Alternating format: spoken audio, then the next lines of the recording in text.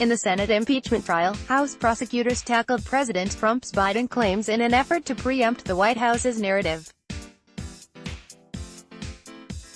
Top stories: House Democrats' preemptive StrikeHouse prosecutors are expected to wrap up their opening arguments in the Senate impeachment trial of President Trump today by focusing on obstruction of Congress, the second of two articles of impeachment against President Trump.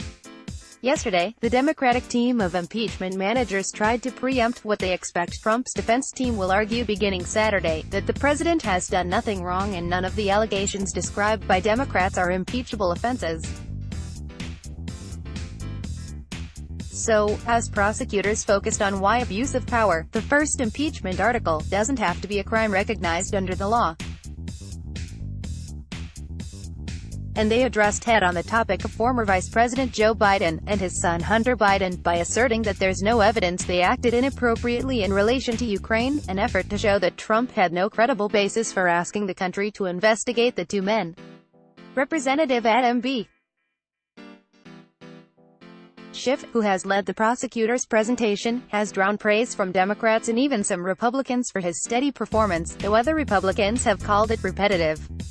But no matter what party, senators are finding ways to cope with the long days of impeachment arguments, including vigorous gum chewing, candy stashes, and glasses of milk. More politics. The Trump administration has announced the replacement of Obama-era water protections with a significantly weaker set. The new regulations lift limits on how much pollution can be dumped into small streams and wetlands, and they are expected to hit California and other western states especially hard, in step with Trump's push for more energy development in California's deserts. The U.S. Bureau of Land Management says it wants to transform 22,000 acres of public land in the southern Owens Valley into one of the largest geothermal leasing sites in the state. The Trump administration has moved to impose restrictions on tourist visas for pregnant foreign women to prevent so-called birth tourism aimed at gaining U.S. citizenship for the child. The White House says Trump today will become the first president to attend the March for Life, an annual anti-abortion gathering in Washington. Reunited, but it's not the end of the story at L.A. International Airport this week. 9 parents arrived from Guatemala City on a mission to be reunited with their children. For some, it has been nearly 2 years since the Trump administration separated their families and deported the parents. But a long road lies ahead. As happy as this reunion is, it's really the beginning of a whole other journey for these parents and children who have been highly traumatized by what they've been put through, says one child psychiatrist. Arming children in Mexico. In a lawless stretch of western Mexico, children as young as 6 are taking up arms against organized crime as part of a vigilante group.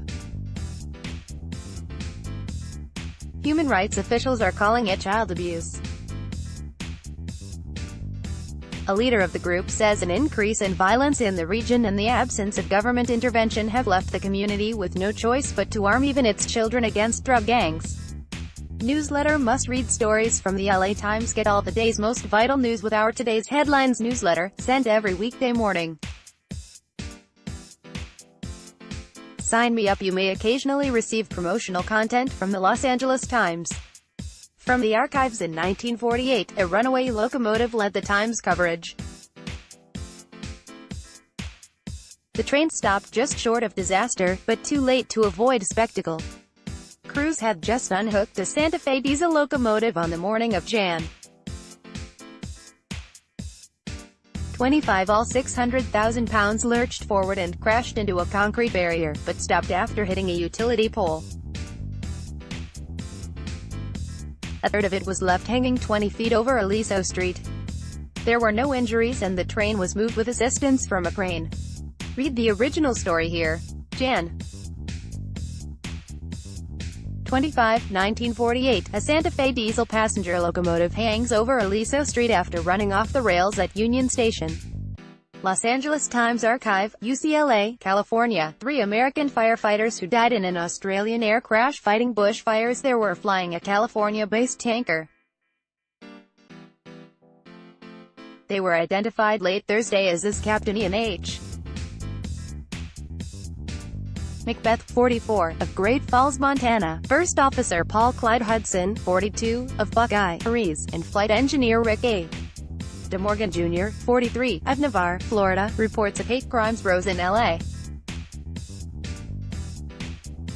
for the fifth straight year in 2019, hitting their highest level since 2002. They got more violent and were more often based on religion, and one expert says there's reason to think this year could be worse. L.A. Mayor Eric Garcetti says he hopes to reach a preliminary agreement with the Trump administration on a joint plan to help combat the city's swelling homelessness crisis when he meets with Secretary of Housing and Urban Development Ben Carson today, a new campaign ad from former Rep. Lisa has drawn criticism from some of his Republican colleagues for highlighting the sexuality of his opponent Carl DeMaio. Enjoying this newsletter? Your weekend, MT. Waterman, LA's nearest and coziest ski resort, will be open this weekend, providing a rare opportunity for locals looking for an easy and affordable day in the snow. Lunar New Year's Saturday, and as always, there will be much drama surrounding the giving of those lucky red envelopes, keto recipes made for everyone, and a beginner's guide to the diet. On the garden calendar, how to take a free hugelkultur workshop. Hollywood and the arts. Dozens of Hollywood names have signed a letter urging the Directors Guild of America to make accommodations for new and expectant parents in its policies. The list includes Greta Gerwig, Amy Poehler, Ava DuVernay and Reese Witherspoon. From Old Town Road to Western outfits, Lil Nas X shot to fame as a modern cowboy. Hoda Musa is the stylist who honed his signature look, and she's helping decide where it goes next. Lil Nas X is up for 6 Grammy Awards on Sunday. Here's what you need to know before showtime: how experimental musician FKA Twigs is redefining her artistry. I used to be a dancer and now I'm a mover and it's just different. The Sundance Film Festival is often a gold rush for dealmakers. But that may change after a year of flops, and a shorter supply of films without distributors. The publisher of American Dirt is standing by the polarizing new novel, saying it wants to generate empathy for migrants. Nation World, as Chinese officials take unprecedented measures to contain the spread of a new respiratory virus of unknown potency. 33 million people at the epicenter of the coronavirus outbreak are under quarantine, and Lunar New Year celebrations around the country have been cancelled.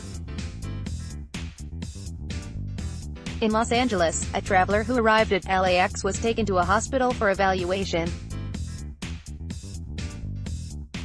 But the World Health Organization says it's too early to call the outbreak an emergency. In a New York courtroom, actress Annabella Shora confronted former movie mogul Harvey Weinstein from the witness stand.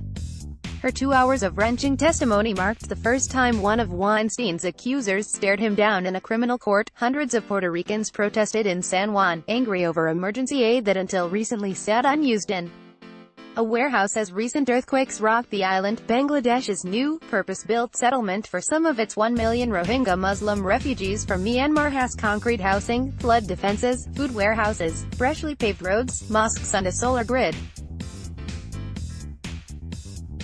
One problem? It's in the middle of the ocean. Meanwhile, the United Nations top court has ordered Myanmar to take emergency measures to protect the Rohingya from violence. Business, the stockbroker who inspired The Wolf of Wall Street, served time for securities fraud.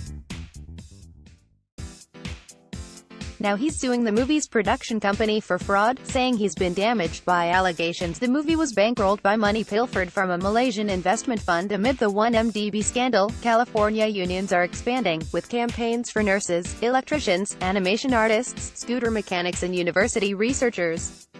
But nationally, labor organizing is stagnating. Spain and other countries are outperforming the U.S. in attracting high-spending international tourists. Experts say Trump is one reason why. Sports, Javier Chicharito Hernandez's move to MLS represents something, but it's not retirement, columnist Dylan Hernandez writes. What Chicharito abandoned was a very specific goal. While you wait for Super Bowl Sunday, here are some bets to make. Opinion: LA's Metropolitan Transportation Authority has a ridership problem, the editorial board writes.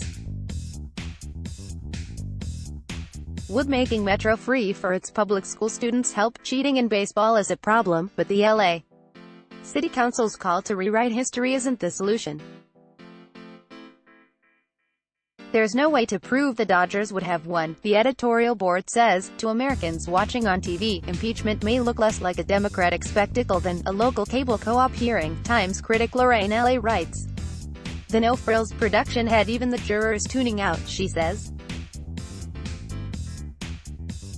Trump is on trial, but so is the disappearing American attention span. What our editors are reading. Why do so many TikTok creators film in their bathrooms? It's the perfect stage for this social media moment. New York Times. Earthworms are usually treated as guardians of the soil, but jumping worms are taking over North American forests. The Atlantic. Only in California, a vineyard in Sonoma County has turned the water of the Russian River into wine, but it's no miracle. Officials say more than 97,000 gallons of Cabernet Sauvignon spilled from a tank and eventually leaked into the 110-mile tributary flowing into the Pacific Ocean. Now there are concerns about what all that red wine will do to the water quality and the delicate ecosystem, but recent rains may have helped to dilute it. Comments or ideas? Email us at headlines@latimes.com. Let's block ads. Why?